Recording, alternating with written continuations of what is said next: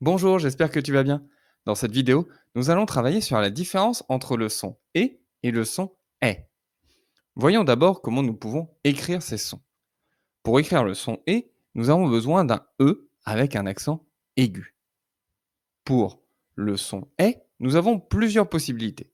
Nous avons le e avec un accent grave, le e avec un accent circonflexe et enfin, beaucoup plus rare, le e avec deux points au-dessus, le e avec des trémas. Voyons maintenant comment on peut se souvenir que le E avec l'accent aigu fait le son E. Pour cela, je t'invite à penser au mot fusée. Tu vas entendre que le dernier son du mot fusée, c'est le son E. Et la fusée monte, tout comme l'accent aigu monte. Et donc, c'est le E avec l'accent aigu qui fait le son E. Maintenant, pour le E avec l'accent grave, tu peux penser au mot flèche. La flèche descend, tout comme l'accent grave descend. Et enfin, pour le E avec l'accent circonflexe, comme dans le mot tête, pense à un chapeau sur la tête. Je vais maintenant afficher des images à l'écran et on va voir dans quelle maison elles rentrent. Soit dans la maison de la fusée ou de l'épée, ou soit dans la maison de la flèche et de la tête. Allez, c'est parti. On commence avec le mot chèvre. Entends-tu le son et comme dans fusée ou est comme dans flèche ou tête? Chèvre. On entend le son est. On le met dans la maison de la flèche et de la tête. Ah, cet arbre est un chêne. Entends-tu le son et ou entends-tu le son est dans le mot chêne? Oui, tu as raison, on entend le son est. La bouée. Entends-tu le son et ou le son est dans bouée? On entend le son et, on met la bouée dans la maison de la fusée ou de l'épée. Rivière. Entends-tu le son et ou le son est dans rivière? On entend le son est. Ah, hélicoptère. Entends-tu le son et ou le son est? Hélicoptère. On entend les deux. Hélicoptère, donc hélicoptère. Très bien. Cheminée. Entends-tu le son et ou le son est? Cheminée. On entend le son et on le met dans la maison de la fusée ou de l'épée. Et enfin, l'accordéon.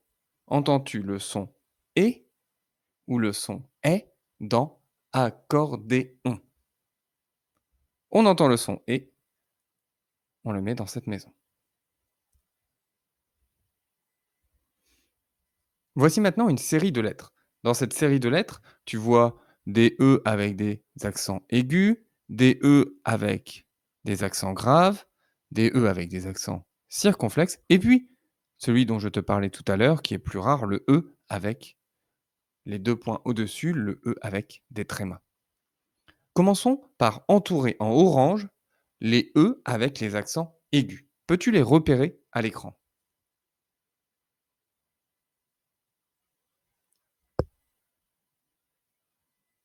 Oui, il y en a un ici,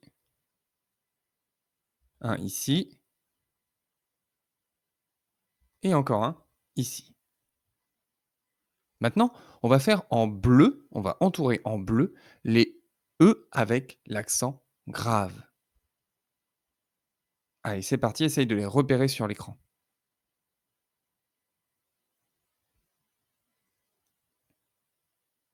Ici,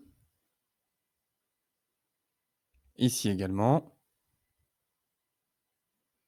ici aussi, et ici également.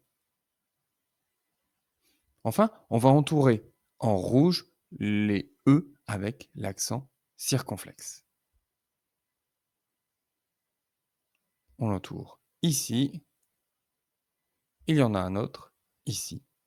Et il nous reste une lettre, le E, avec le tréma. Ah, maintenant, je vais te montrer 4 images.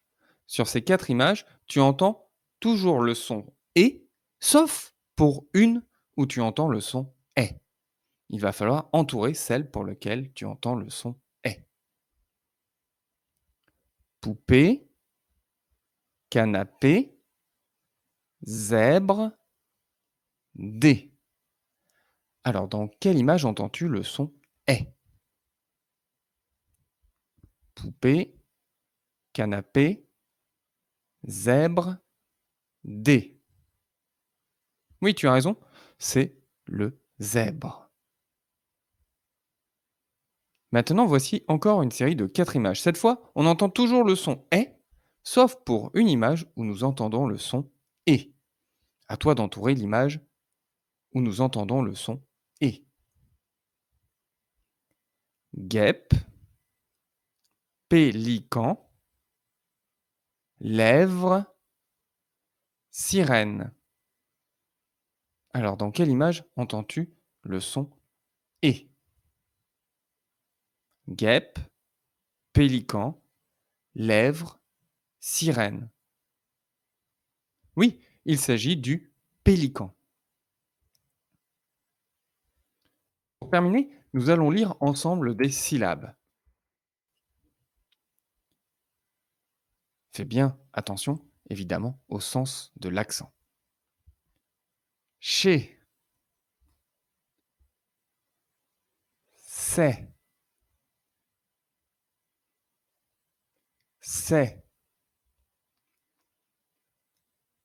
ré, esh,